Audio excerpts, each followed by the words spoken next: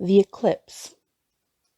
Next is a signature black to show the poles of my versatility, if you like. It was the darkest moment before the dawn. This time I had come for a man of perhaps 24 years of age. It was a beautiful thing in some ways. The plane was still coughing, smoke was leaking from both its lungs. When it crashed, 3 deep gashes were made in the earth. Its wings were now sawn-off arms, no more flapping. Not for this metallic little bird. Some other small facts. Sometimes I arrive too early. I rush, and some people cling longer to life than I expected. After a small collection of minutes, the smoke exhausted itself. There was nothing left to give. A boy arrived first, with cluttered breath and what appeared to be a toolbox. With great trepidation, he approached the cockpit and watched the pilot, gauging if he was alive, at which point he still was. The book thief arrived perhaps 30 seconds later. Years had passed, but I recognized her. She was panting. From the toolbox, the boy took out, of all things, a teddy bear. He reached in through the torn windshield and placed it on the pilot's chest. The smiling bear sat huddled among the crowded wreckage of the man in blood.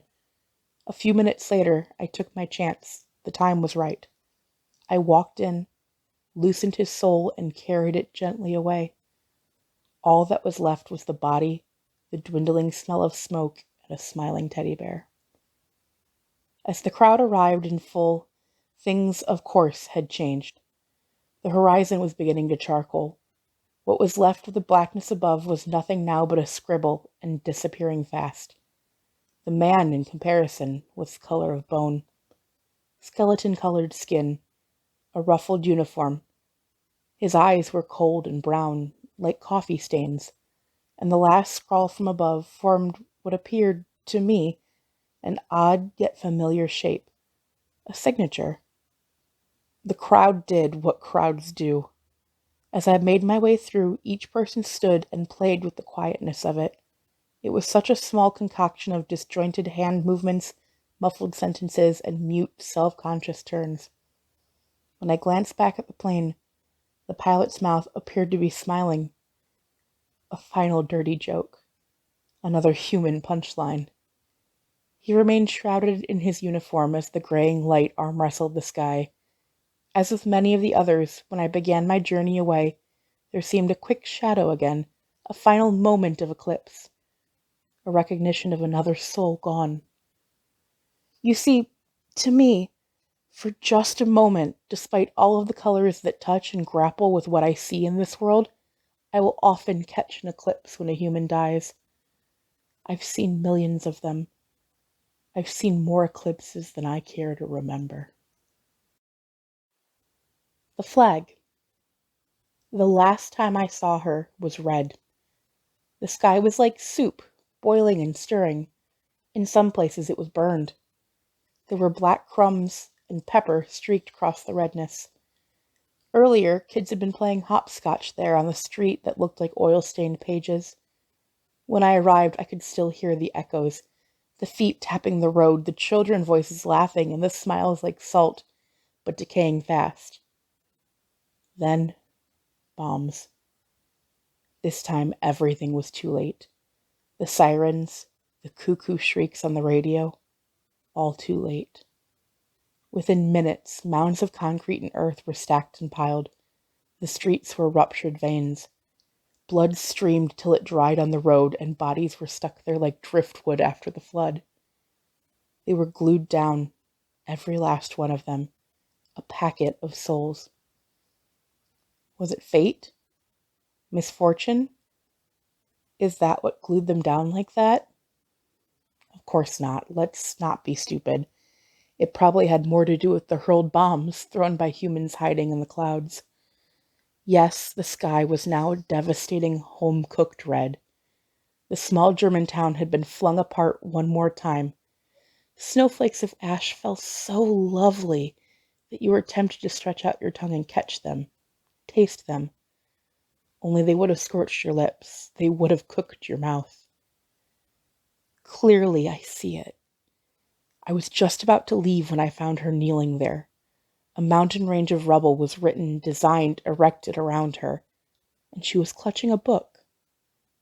Apart from everything else, the book thief wanted desperately to go back to the basement, to write or to read through her story one last time. In hindsight, I see it so obviously on her face. She was dying for it, the safety of it, the home of it, but she could not move. Also, the basement didn't even exist anymore. It was part of the mangled landscape.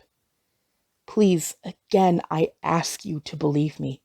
I wanted to stop, to crouch down. I wanted to say, "I'm sorry, child." But that is not allowed. I did not crouch down. I did not speak. Instead, I watched her a while. When she was able to move, I followed her. She dropped the book. She knelt. The book thief howled. Her book was stepped on several times as the cleanup began, and although orders were given to only clear the mess of concrete, the girl's most precious item was thrown aboard a garbage truck, at which point I was compelled. I climbed aboard and took it in my hand, not realizing that I would keep it and view it several thousand times over the years. I would watch the places where we intersect, and marvel at what the girl saw and how she survived. That is the best I can do. Watch it fall into line with everything else I spectated during that time. When I recollect her, I see a long list of colors, but it's the three in which I saw her in the flesh that resonate the most. Sometimes I manage to float far above these moments. I hang suspended until a septic truth bleeds towards clarity. That's when I see them formulate. The colors: red, white, and black. They fall on top of each other, the scribbled signature black onto the blinding global white onto the thick, soupy red. Yes, often I am reminded of her, and in one of my vast array of pockets I have kept the story to retell it. It is one of a small legion I carry, each one extraordinary in its own right, each one an attempt, an immense leap of attempt, to prove to me that you and your human existence are worth it. Here it is, one of a handful, the book thief. If you feel like it, come with me. I will tell you a story. I'll show you something.